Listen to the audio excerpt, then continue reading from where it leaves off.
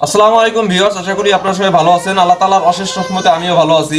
এর আগের ভিডিওতে আপনাদের একটি কথা আমি বলেছিলাম, সেটা হচ্ছে যে এখন যেহেতু শীতকাল এসেই পড়েছে, এই শীতকালে গরুর বিভিন্ন রোগ হয়ে থাকে। বিশেষ করে গরুর যে পেট ফাঁপা বা গরুর পাতলা পায়খানা, এই রোগটা হয়ে থাকে ঠান্ডাজনিত কারণে।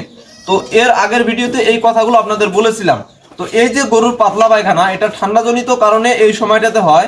আরো একটি কারণে কিন্তু এই সময়টাতে গরুর পাতলা পায়খানা হতে পারে, সেটা হচ্ছে যে এখন যেহেতু আমন ধানের নতুন খড় আসতেছে, আর গত সিজনের যে খড়গুলো, যারা এই খড়গুলো পালা দিয়ে বা পুঁজ দিয়ে রেখেছিলেন, সেই খড়গুলো কিন্তু একদম নিচে চলে এসেছে বা শেষের দিকে। এই নিচের যে খড়গুলো আছে, এই খড়গুলো যদি আপনারা গরুকে খাওয়ান, যেহেতু খড়গুলো একটু ঘোলাটে ঘোলাটে ভাব চলে আসছে, তো এই খড়গুলো খাওয়ালে কিন্তু গরুর ফুড পয়জনিং হতে পারে এবং গরুর পেটে গ্যাস সৃষ্টি হতে পারে, গরুর পাতলা পায়খানা হতে পারে।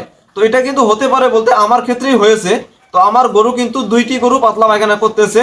আর গরু যদি আপনি লালন পালন করেন, তাহলে আপনাকে গরু লালন পালন করার পূর্বে প্রাথমিক কিছু চিকিৎসা আপনাকে জানতে হবে, তাহলেই আপনি কিন্তু গরু পেলে লাভবান হতে পারবেন।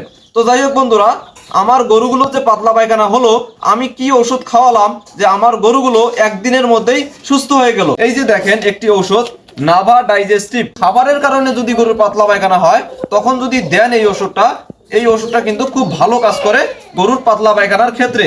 তো বন্ধুরা, আরো একটি ঔষধ আপনাদের দেখাইতেছি, সেটা হচ্ছে এই যে দেখেন বায়োগার্ড। এটা একমি কোম্পানির একটি প্রিবায়োটিক প্রোবায়োটিক।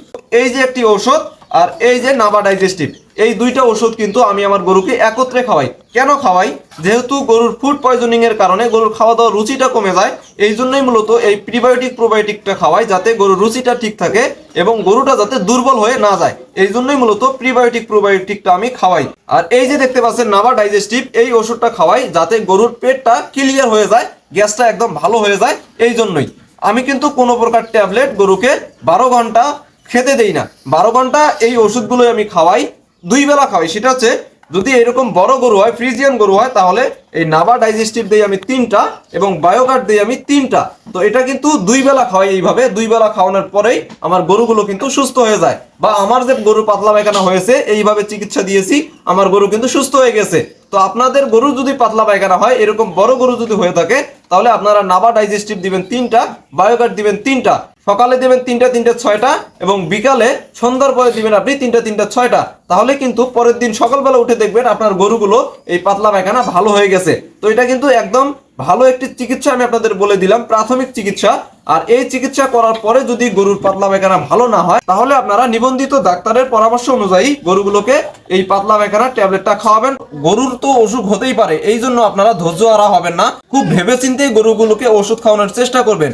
আর যে ওষুধের কথাগুলো বললাম, এই ওষুধগুলো কিন্তু গর্ভবতী গাভীর ক্ষেত্রে কিন্তু এই ওষুধগুলো আপনি ব্যবহার করতে পারবেন। তো বন্ধুরা, এই ছিল আজকের ভিডিও। যদি ভিডিওটি আপনাদের কাছে ভালো লেগে থাকে, তাহলে অবশ্যই লাইক কমেন্ট শেয়ার করে দিবেন। আজ এই পর্যন্তই। আল্লাহ হাফেজ।